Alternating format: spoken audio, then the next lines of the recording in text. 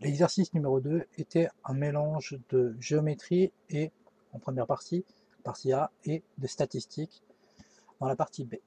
Cette année, les professeurs de PS proposent aux élèves un équathlon, c'est-à-dire une course à pied suivie de natation.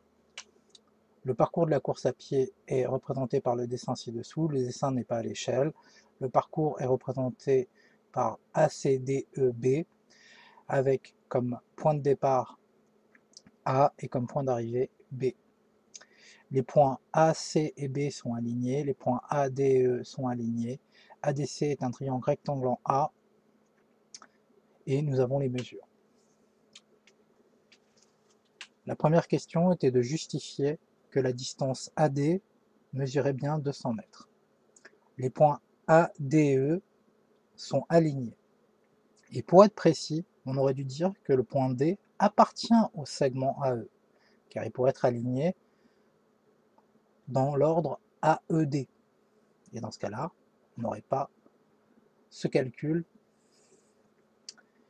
Quoi qu'il en soit, le point D appartient bien au segment AE, par conséquent la distance AD est égale à la distance AE moins la distance DE, soit 250 mètres moins 50 mètres, c'est bien égal à 200 mètres.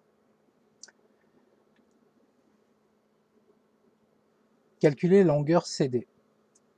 Le triangle ADC est rectangle en A, donc on utilise le théorème de Pythagore. D'après le théorème de Pythagore, on a l'égalité CD au carré, la distance CD au carré est égale à AC au carré plus AD au carré, soit 480 au carré plus 200 au carré.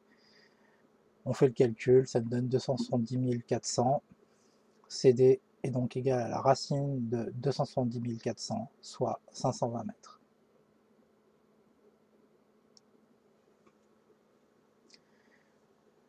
Ceux qui ont oublié d'écrire l'hypothèse, ADC est un triangle rectangle en A, ou ont oublié de dire que l'on se plaçait dans le triangle ADC, auront des points en moins. Dans la question 3a, on nous demandait les droites CD et BE sont-elles parallèles? Donc dans ce cas, une sorte de petit réflexe, on va utiliser soit la réciproque du théorème de Thalès, soit la contraposée. Premièrement, on est censé vérifier les hypothèses, je ne les ai pas écrites ici parce que c'est un speedrun, mais vous êtes censé dire et écrire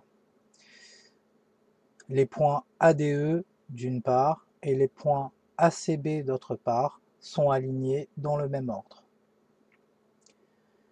On rajoute en général, même si ce n'est pas obligatoire dans cet exercice, les droites ED et la droite CB sont séquentes en A.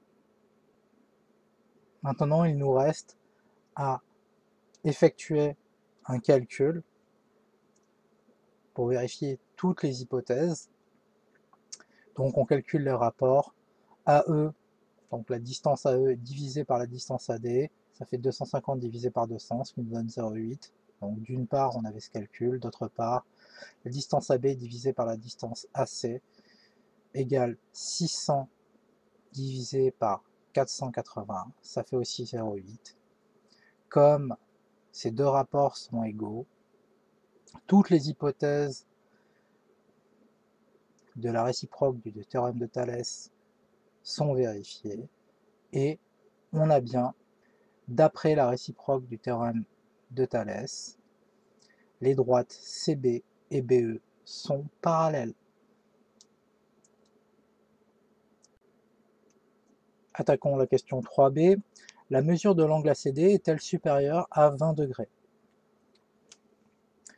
Dans le triangle ADC, rectangle en A, donc vous mettez bien cette hypothèse, vous pouvez même faire une phrase un peu plus construite, nous nous plaçons dans un triangle rectangle, donc nous pouvons utiliser les formules de trigonométrie du triangle rectangle, voilà, ou les formules de trigonométrie de base, ou les formules de trigonométrie de troisième, peu importe.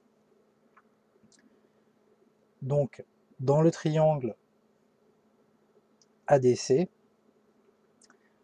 on voulait la mesure de l'angle ACD, qu'est-ce que l'on remarquait? C'est que l'on connaissait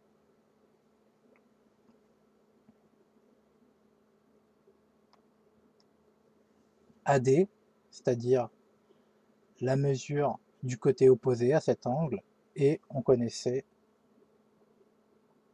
aussi la mesure du côté adjacent. Par conséquent, nous allons utiliser tangente.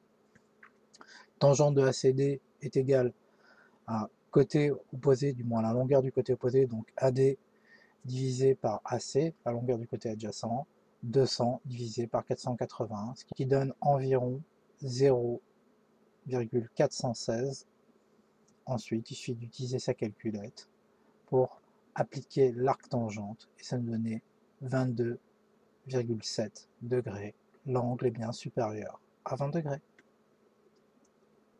La question 3C, c'était est-ce que le parcours est validé? C'est un mélange de questions de logique et qui se sert en plus de la question précédente.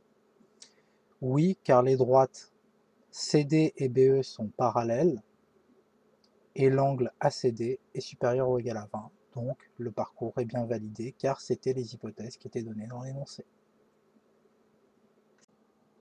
Dans la partie B de l'exercice 2, on avait une épreuve de natation. Il s'agissait de nager une distance de 200 mètres et on avait les temps des élèves qui étaient donnés, de 9 élèves qui étaient donnés. Quel est le temps médian de cette série? Premièrement, il fallait remarquer que les temps étaient déjà classés, donc pas besoin de remettre dans l'ordre. Il y a 9 temps, par conséquent, la médiane est la valeur de rang grand N plus 1, le tout divisé par 2, grand N étant l'effectif total, c'est-à-dire 9, 10 divisé par 2, ça fait 5. Par conséquent, la médiane est la valeur de rang 5. 1, 2, 3, 4, 5. Donc, la médiane de cette série est la valeur 6 minutes. Le temps médian est le 5e temps de cette série, ou plutôt la valeur de rang 5 de cette série statistique, c'est-à-dire 6 minutes. Ensuite, on nous disait, un poisson rouge nage à 5 km/h, nage-t-il plus vite que l'élève le plus rapide? Donc, il fallait repérer quel était l'élève le plus rapide. L'élève le plus rapide, c'est celui qui fait le temps le plus bas, ou le temps minimal, c'est-à-dire 5 minutes 30. Il fallait convertir le temps en secondes. C'était assez facile. 5 fois 60 plus 30.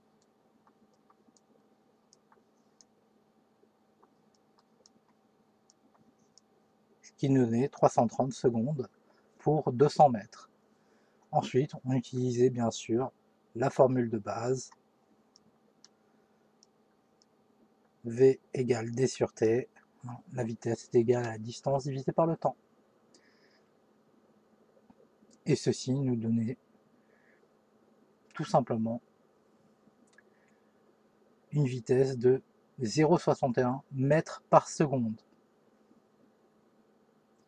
Pour pouvoir comparer à la vitesse de nage du poisson rouge, il faut convertir ces mètres par seconde en kilomètres/heure, autrement dit multiplié par 3,6. Car il y a 3600 secondes en une heure et 1 km c'est égal à 1000 mètres. Par conséquent, on multiplie par 3600, on divise par 1000, finalement on multiplie par 3,6. Cela nous donnait 2,18 km/h. Conclusion, le poisson rouge nage à 5 km/h, donc il nage plus vite que l'élève le plus rapide à la natation.